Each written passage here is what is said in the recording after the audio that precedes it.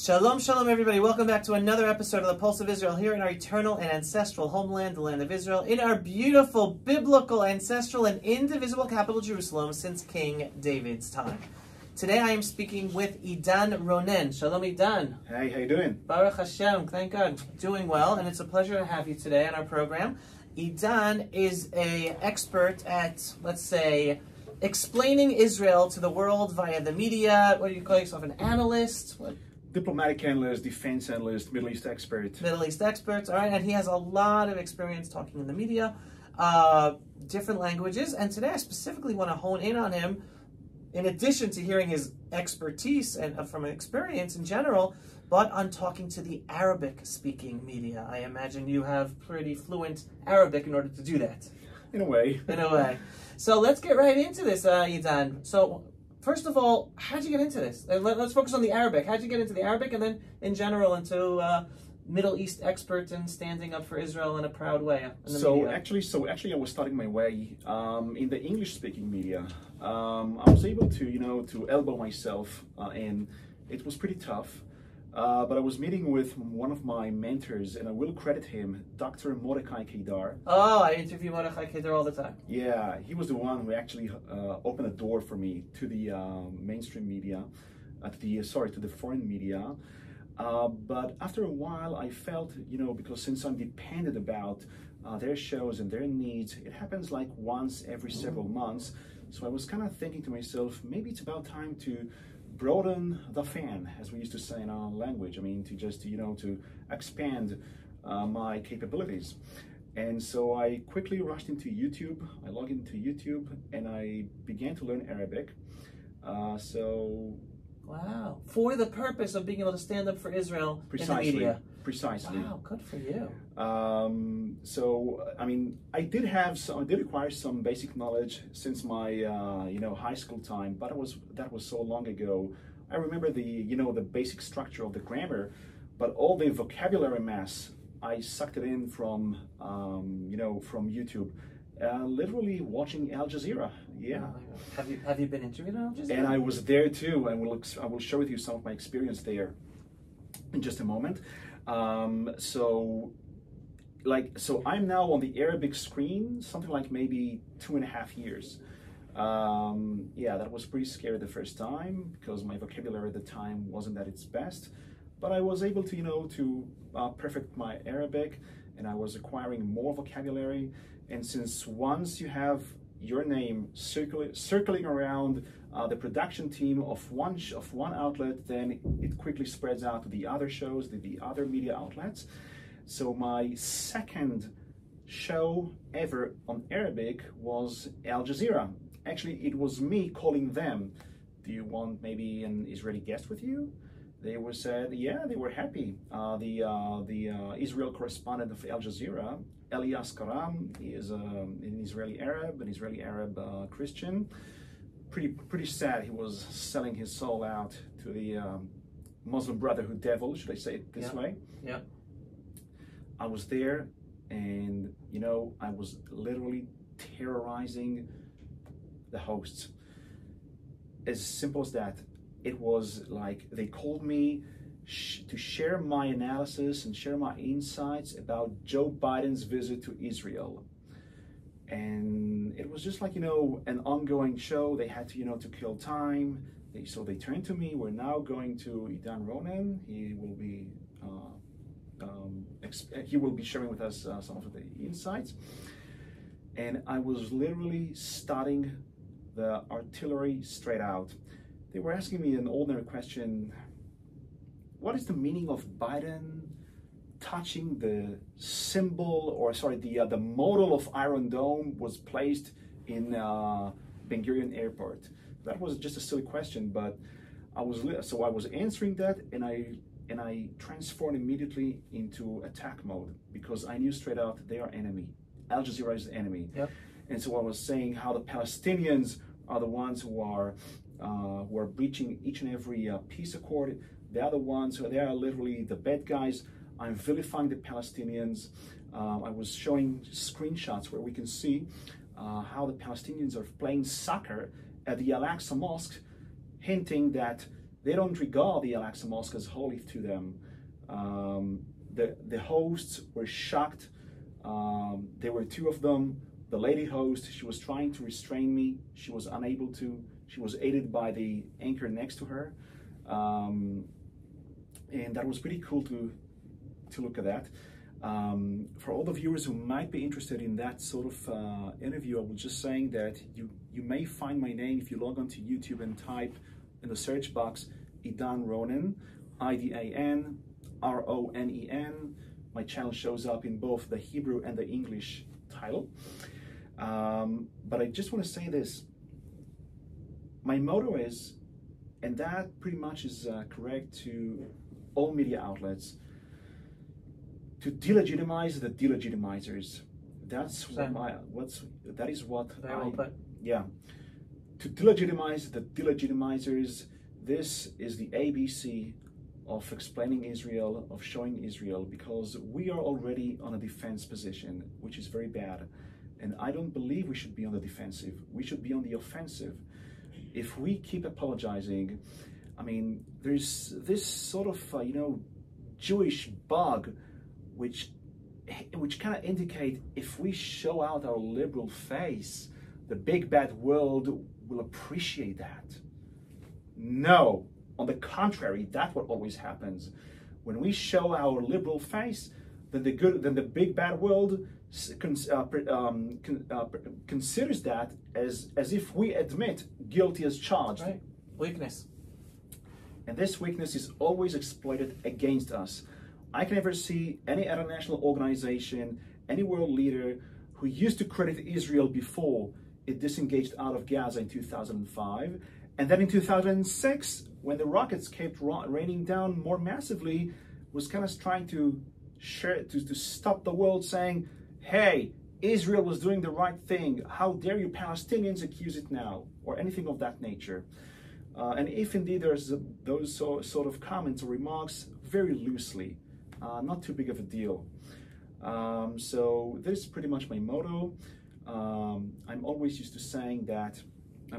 say, in Rome, behave Roman. In the Middle East, behave Middle Eastern.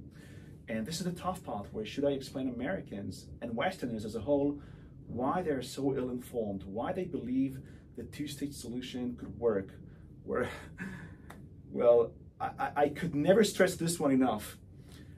I'm honestly not sure it takes a great Einstein to figure Einstein's own words. Whoever repeats the same error over and over again, only to expect a different result. Insanity. Exactly. And it's interesting that you bring up this topic, because again, it is so important, and it goes really to the crux of why not just Jews abroad or in America misunderstand Israel. Forget about standing up for Israel and misunderstand our enemies, but so many of our own fellow Jews in Israel as well. And the latest example is just from yesterday, and I'm just in the process of writing an article and making a video about this. Thankfully, yesterday we received 3 more released hostages from Gaza. May Hamas be destroyed, and may we save as many as possible, if not all of them, as soon as possible.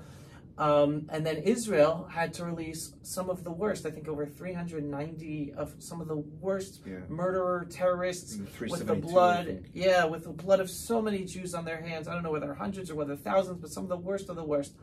And the Israel prison authorities released them, putting shirts on them that said in Arabic, "We will not forget, we will not forgive," with a Star of David on them. And all of a sudden, you see many within the Jewish world, within Israel, the Israeli left, screaming, "How can we do this? How can we stoop to the level of our enemies?" And that little incident shows everything, because not enough in the Jewish or Israel space understand our enemies. You can't beat an enemy unless you understand your enemy. And the enemy is an honor culture. It's a culture of power. It's a culture of subjugating everyone else. That's what dhimmi status is in Islam. It is a sub-civilization. I call that this way, a sub-civilization. It is a bunch of throwbacks from the 7th century, which haven't really been evolved or haven't been really adequate to the 21st century. I'm sorry, ladies and gentlemen, to be so blunt. It is just, I see the world through the Arab's eyes. And so I have I'm not sure whether should I describe myself the privilege, because I'm not really considering myself a great Einstein or a great genius.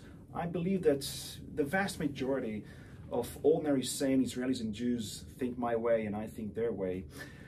You mentioned about the hard left, which is screaming its guts out when they see as if we stoop low to our enemy's level. You know, David Ben-Gurion was identifying that illness straight out. He was saying, it is easier to pull the Jews out of the diaspora. It is harder to pull the diaspora out of the Jews. Yeah. I'm not sure whether in our lifetime can we fix this sort of defective mentality of our Jewish brethren. I'm not sure whether I'm using the correct terminology, but I'm implying that it is easier for Jews in America who are not really experiencing death threats and imminent threats for their lives and lifestyle to behave as if they're the viewers sitting on the tribunes and share grades to us Jews living in the hotspot, living in this, should I say, maybe the jousting arena between the Jews, the lion, and all the other hyenas circulating it, the Arab hyenas. Wait, hold on a second. I have to go. I am holding this in. Go. Flu is attacking you? It's just a cough, yeah.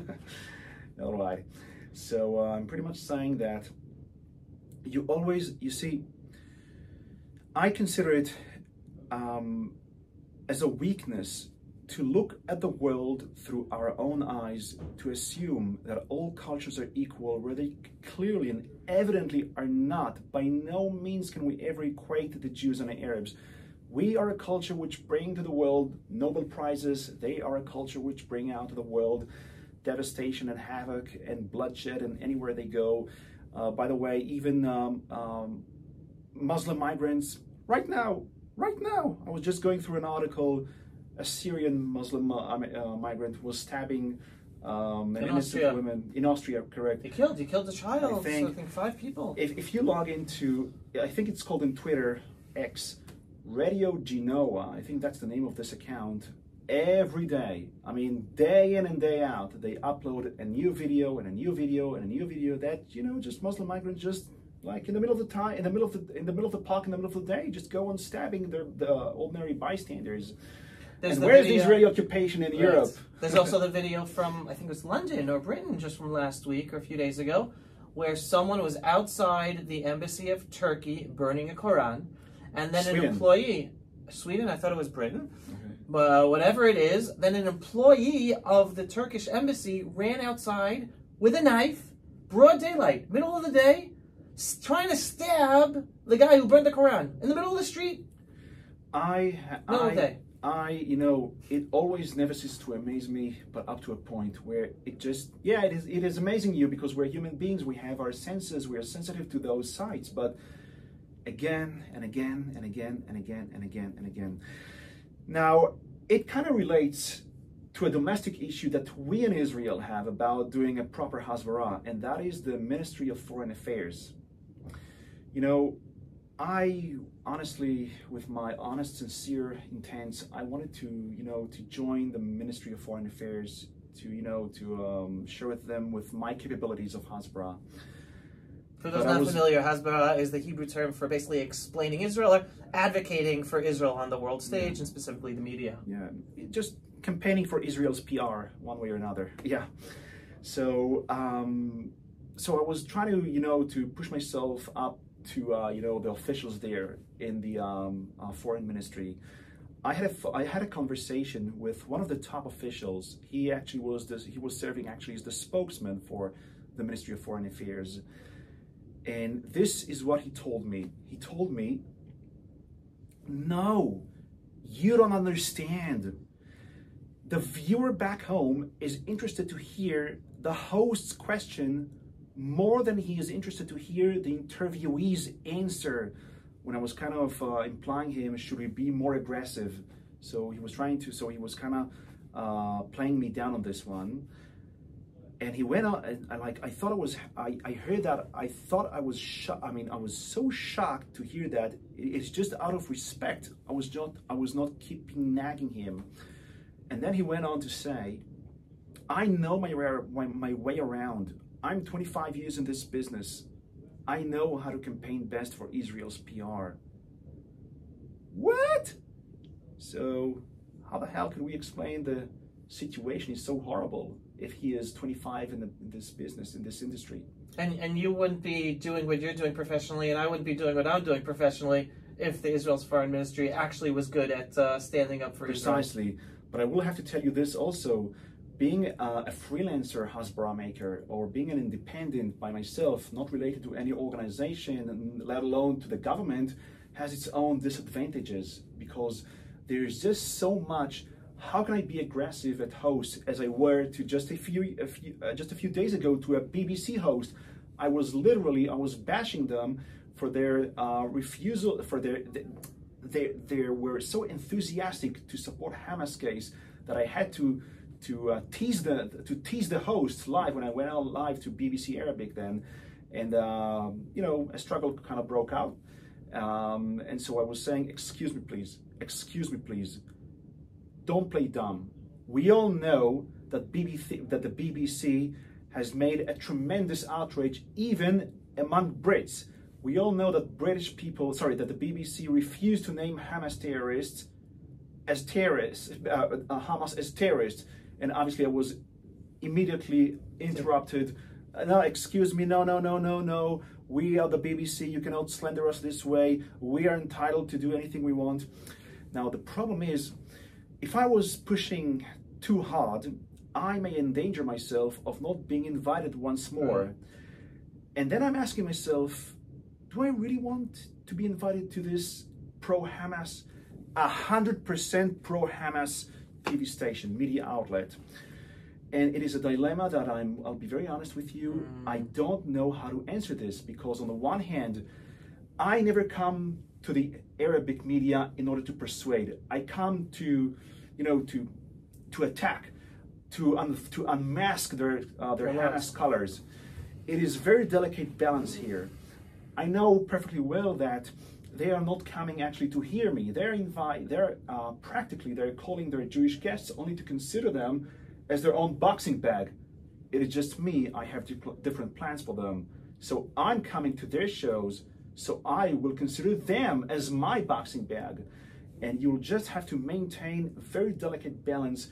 How hard can you push? How assertive can you be against them in order for them to keep calling you once more? You know the clip that's in my head that touches upon that exactly, and it's from your teacher, mentor, whatever, Dr. Mordechai Kedar. It's his famous clip from Al Jazeera from a number of years ago, where he says, your Quran says that Jerusalem belongs to the Jews, and the land of Israel belongs to the Jews. It's not written in there at all that it belongs to the Muslims. It is this clip which made him so widely popular. That, I think, was the platform which, the jumping board, which pretty much boosted his familiarity. The Arab Muslim world. Yeah, and I was did just the same a month ago. I was literally showing screenshots. Now, in person, I have a tactic. I always bring out my, how should I put it, my heavy artillery. I have like a pack of screenshots of different subjects, like how do we, like their barbarism, and also like screenshots of the Quran verses where the word the sons of Israel or the Israelites are highlighted, and I just push this through to the camera so I can embarrass the viewers, or more importantly, embarrass the host. Not once and not twice, I find myself in a jousting arena, me versus the host, me versus the host plus the Arab guest. The Arabs just love it. The debate shows, the face-off shows, and believe it or not, even me versus 5 guests plus the host. Wow. Yeah. Wow. It is just Idan and the Lions then. Well, that's your words. So it's interesting because you brought in your conversation with a senior representative of Israel's foreign ministry a number of years ago. I mean, again, I don't spend time complaining about it, but I've been attuned to the problems that our own foreign ministry and foreign diplomats, they cause us more problems than do any good, because they just, on policy from the foreign ministry, are always apologizing and never standing up strongly. I would describe them as the lead which is blocking the bottle. I mean, had only this lead be removed, the Hasbara would rush his water and just make miracles. Right.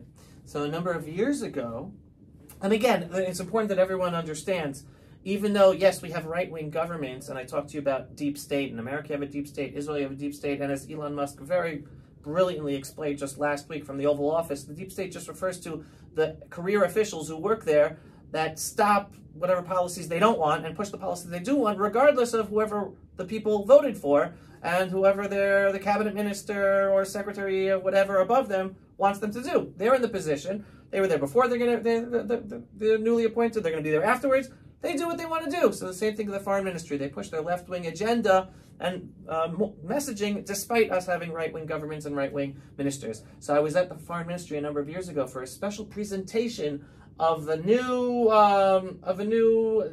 campaign to explain Israel in the world.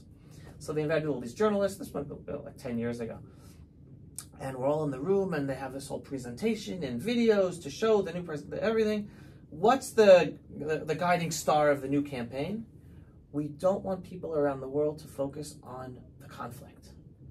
We want people to think about Israel as if they're thinking about going on vacation to France or to Italy. And then they showed like what the campaigns are for France and Italy. When you think of France, you think of sitting in a chateau with in the mountains with wine in your hand. And then they showed this one. We want people to think about Israel.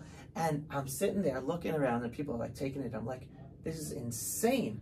People want Israel because we're the Holy Land. The people who love Israel are people connected to the Bible. They want the truth. They want to know that we're a strong Jewish nation back. They want to showcase Israel as a startup nation, a gay-friendly nation. It kind of reminds me those same illnesses, also both in the English and the Arabic section, just as well. I mean, I know some of the persons working there, especially in the digital department of the foreign ministry. I know her in person, Sapir, that's her name, and now she is heading that department.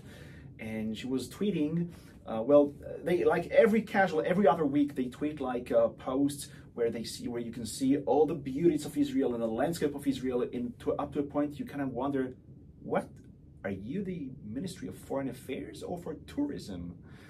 And worse than that during the war? No, in general times. Worse than that, I'm like I'm kind of going up from the lighter to the heavier.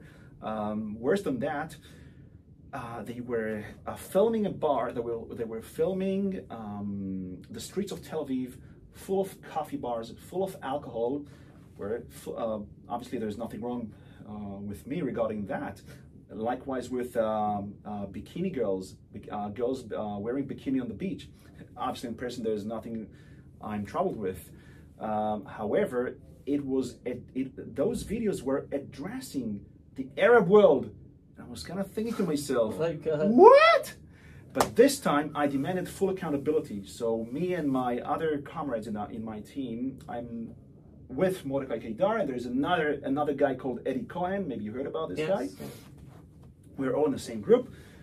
He is a professional Middle East expert just as Mordecai Kedar. We demanding full accountability. And she was replying, excuse me? Should I be ashamed of my culture? That's what she replied. I was kind of scratching my mind. What do you mean be shameful of your culture?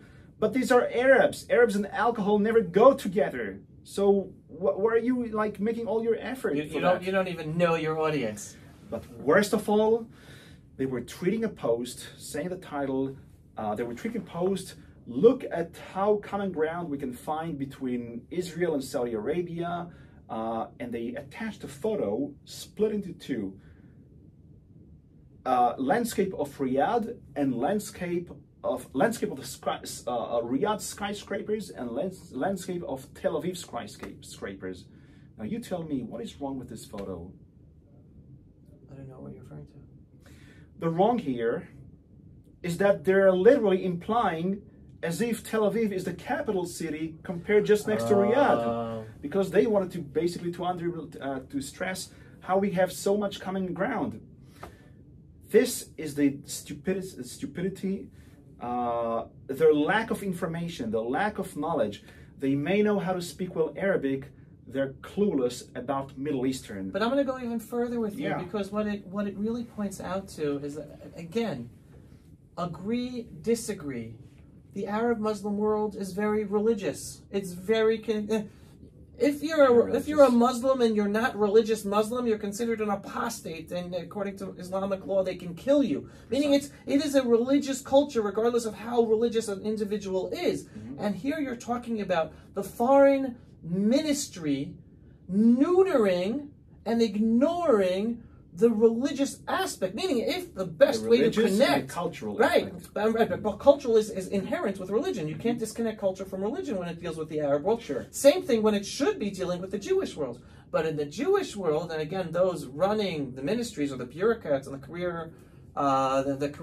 careerists, they don't want to deal with the Jewish aspect of the Jewish identity of the Jewish state of Israel, and they're so willing to push that aside that they will ignore the importance of the religious aspect of Israel and connecting the Jewish values, meaning religious Jewish values, to the Muslim values that do connect, or the importance of Mecca as a religious holy site and Jerusalem as a... They won't touch that because they don't want to go there to the religious aspect, because they themselves want to push that away. They don't want to accept that or give that over to the world. You know, I think because we were born Western and because we view the world through Western prism, this could explain, obviously, the major of all illnesses.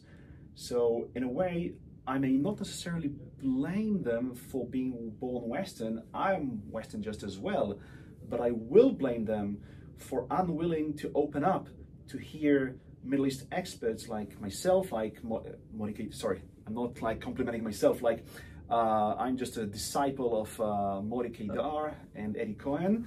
The other ones who are experts, they live Arabic, they speak Arabic, they breathe Arabic, they puke Arabic. Their unwillingness to hear out the Middle East expert, that's what most freaks me out. Right. Like, they are just insisting as if they know the best, even though they live in a world of wishful thinking, of illusions, some also driven by pure evil. It is really hard to pinpoint where the line is crossing between naivete and ignorance and self-hatred. Sometimes it's just a mixture of everything. Right. But I'm afraid, but you know, but on top of that, I have to be sincere with myself, and I can never really lie to myself. There's an address to blame him, and I think this address is called the government. For crying out loud, you're in power for 15 years continuously. You should have done something about this deep state. For how long? I mean, you can keep crying all day long. We're well chained. We're chained. They chain our hands. They chain our mouth. We cannot really speak ourselves out. So if you're not going to bring out the solution, who will? You or the government? It is that precisely for that matter you have been elected to. And I'm afraid that their lack of how should we call that in English? Governance. Oh, governance also, yes. I think there's a prettier word in English. Yes. Reign. No, governance is good. Governance is good. Okay. But yeah, no, 100%. Listen, I talk about this all the time on my Pulse of Israel programs, and I mean I can just tell you personally, I have personally in contact with some government ministers. And I know because they have been threatened by the legal establishment, they used to be very active and vocal on certain issues, and they stopped. And on the one hand, it's sad that they even though they are in the positions of power to make change, and they allow themselves basically to be blackmailed by a legal dictatorship. On the other hand, I think Gali. The consultant, the government consultant, Gali. I don't know who that is. Gali Baharav Miala. Oh, yeah, the Attorney General. Yes. Yeah. Right. She's the head legal blackmailer at the top of the legal establishments. Yeah. So yeah, it's a problem, and what I focus on is with every day, and especially with what's going on with basically the Supreme Court Justice appointing himself to be the president of the Supreme Court Justice in a legal fashion, and the legal system is just letting it happen. It is so Middle Ages. It is so Middle Ages, as if, you know, the emperor is coming out of the, you know, the monarch is kind of, all it missing is just a crown on top of his head. 100%. So I help people understand that the process Israel is going through, even though we'd like the process to be different and quicker, but it's a wake-up process. Because again, I was talking about the judicial dictatorship 30 years ago. No one wanted to listen to it. They thought you were crazy. 20 years ago, people didn't want to listen to it. It's only over the past few years that they've become so brazen in taking more and more power, and more and more people are seeing it, that the day's coming where no one's gonna have any trust in the legal system, and changes are gonna happen, and the government will, whatever, who knows how it's gonna happen. But in any case, I want to end off by going back to the note you just finished on before, which is how all of us standing up proudly for Israel, we have to deal with the baggage of the Western orientation of many of our leaders, both in the Israeli governance, and the Israeli world, and Jewish leaders in the Jewish world. And part of what I try to help people understand is, even though many of us grew up in Western countries or in a westernized Israeli culture, we're in the process of reclaiming our Jewish ancestral identity as the Jewish October people. 7th. Particularly past October. Exactly. Understanding that, no, we're Jews. We have plenty of Jews who came from Arab Muslim countries who were there for hundreds of thousands of years. Plenty of Jews who came from other parts of the world, more from the West or east of the West, whatever, Westernized thinking. And now we're going through the process of recalibrating to be the Jewish people. We're our own culture. We take good things from everywhere, from all of our backgrounds, but ultimately we are our own Jewish culture, supposed to be living here in the middle of a Middle East that is very religious-based and surrounded by Arab Muslims that are an honor culture that's about power. And the Jewish culture is about integrating from all of our backgrounds and reclaiming what it is to be the proud Jewish people, standing up for ourselves in our ancestral homeland, and then to empower Jews all over the world to feel that Jewish pride as well, and hopefully come and join us. No country in the whole world is ever facing what Israel is facing, because Israel is just the forefront of the whole Western world against Islam. It is the clash of civilizations at full throttle. Right. And that's why it makes Israel's case harder to explain, as the other Europeans can excuse themselves by saying, but hey, we had wars too, World War II, the Northern Ireland conflict, and we haven't had to resort into what you Israelis are doing to Gazans and all that sort. But it is just what I'm basically saying. Their wars are traditional wars about geography. Borders move here, move there. Here, this is a civilizational war. They don't want the existence of our country because of cultural, religious purposes. Right. And as I tell people, like as you just said yourself, we, the Jewish people in the Jewish state of Israel, we are the front line of the whole freedom-loving world. Precisely. Idan, thank you so much. It's a pleasure talking to you and hearing all about what you do. Great. Best of luck. Continue. Looking forward to seeing more of your work. Sure, thanks. Everyone, definitely look up Idan Ronen to see the videos that he's been out there doing. And we hope you enjoyed this program. Thank you so much for watching another Pulse of Israel episode here from our eternal and ancestral homeland, the land of Israel, in our beautiful, biblical, indivisible capital since King David's time. If you are not yet a subscriber to our daily Pulse of Israel, belief-based, inspiring, politically incorrect truth about Israel, the Jewish people, and the freedom-loving world, what are you waiting for? Go to pulseofisrael.com and click to subscribe. And we are a donor-based operation. It's thanks to your donations we are able to do our work. We want to reach more people. We're heavily censored across all social media platforms and shadow banned because we're politically incorrect with the truth. So every once in a while, click on the donate button on pulseofisrael.com. Shalom, everyone, and thanks for watching. Pulse of Israel, frontline videos from the Holy Land. Support our work by donating today.